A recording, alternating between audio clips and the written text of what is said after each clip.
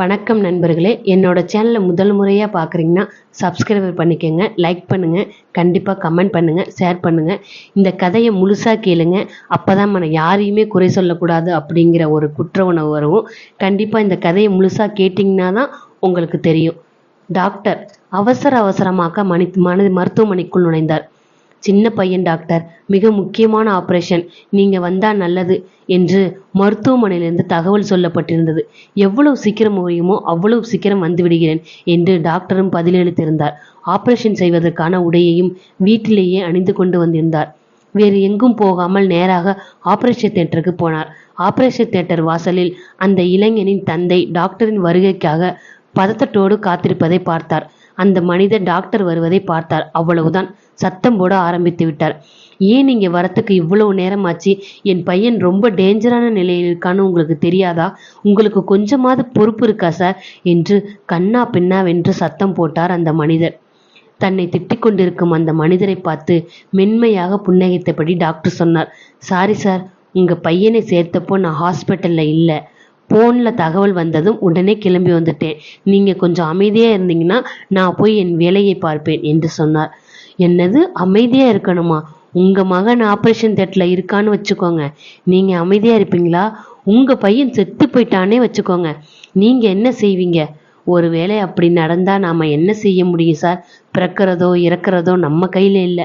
மண்ணிலேருந்து வந்த இந்த உடம்பு ஒரு நாள் மண்ணுக்குள்ளே போய் தான் ஆகணும். எந்த டாக்டராலும் போகிற உயிரை தடுத்து நிறுத்த முடியாது. போங்க, உங்கள் மகனுக்காக பிரார்த்தனை செய்யுங்க. கடவுளோட அருளாசியோட உங்கள் மகனை காப்பாற்ற எங்களால் எவ்வளவு முடியுமோ அவ்வளவு முயற்சியும் செய்கிறோம். டாக்டர் ஆப்ரேஷன் தியேட்டருக்குள் நுழைந்தார்.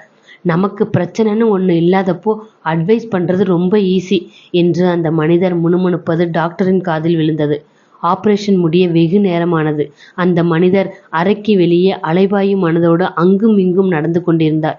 டாக்டர் ஆப்ரேஷன் தியேட்டரிலிருந்து வெளியே வந்தார். அந்த மனிதரை பார்த்து சொன்னார், உங்கள் மகன் பிழைச்சிட்டான்.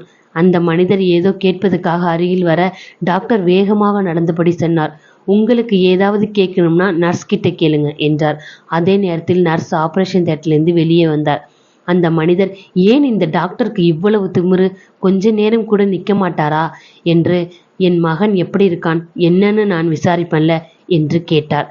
அந்த நர்ஸுக்கு உதடுகள் துடித்தன, கண்களில் கண்ணீர் துளித்தது. அவரோட மகன் நேற்று நடந்த ஒரு ஆக்சிடென்ட்ல இறந்துட்டான். உங்கள் மகனுக்கு ஆப்ரேஷன் பண்ணணும்னு அவரை ஃபோனில் கூப்பிட்டப்ப அவர் தன் மகனோட இறுதி சடங்குக்கு தயாராகிட்டு இருந்தார். தகவலை கேட்டதும் அதையெல்லாம் அப்படியே விட்டுட்டு இங்கே வந்துட்டாரு. இப்போ உங்கள் மகனை காப்பாத்திட்டாரா? அதான் தன்னோட மகனுக்கு இறுதி சடங்கு செய்யறதுக்காக ஓடிக்கிட்டு இருக்காரு. அந்த மனிதர் பதில் சொல்ல முடியாமல் குற்ற உணர்ச்சியோடு நர்ஸ் சொல்வதை கேட்டுட்டு இருந்தார். நர்ஸ் சொன்னார், ஐயா, இன்னொரு விஷயம், அவரோட மகனுக்கு உங்க மகன் வயசுதான் சார் இருக்கும் அப்படி என்றார். குறை கூறுதல் மனிதர்களின் ஆதார குணங்களில் ஒன்று. குறைகள் இல்லாத மனிதர்கள் எவரும் இல்லை.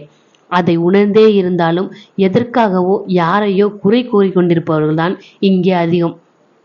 எப்போ ஃபோன் போட்டாலும் எடுக்கவே மாட்டேங்கிறப்பா என்று நண்பர் குறித்து குறை கொண்டிருப்பார் ஒருவர். அந்த நபர் முக்கியமான மீட்டிங்கில் இருந்திருக்கலாம், தலைமை அதிகாரியோடு உரையாடி கொண்டிருந்திருக்கலாம், சாலையில் வாகனத்தில் வந்து கொண்டிருக்கலாம், கோயிலில் இருந்திருக்கலாம். இவையெல்லாம் சாதாரண காரணங்கள். ஏதோ அவசரமான வேலையில் கூட இருந்திருக்கலாம். அது விஷயமல்ல. நான் ஃபோன் அடிச்சா உடனே ஏன் எடுக்கல என்கிற ஈகோ பலருக்கும் உள்ளுக்குள் கிளர்ந்தெழுவதும் ஒரு காரணம். பிறரை குறை கூறும் பழக்கம் சிறு வயதிலேயே தொடங்கி விடுகிறது.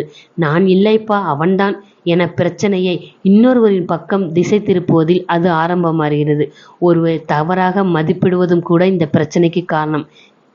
அதனால் யாரையும் நம்ம குறை சொல்ல வேண்டாங்க. நன்றி, வணக்கம் நண்பர்களே.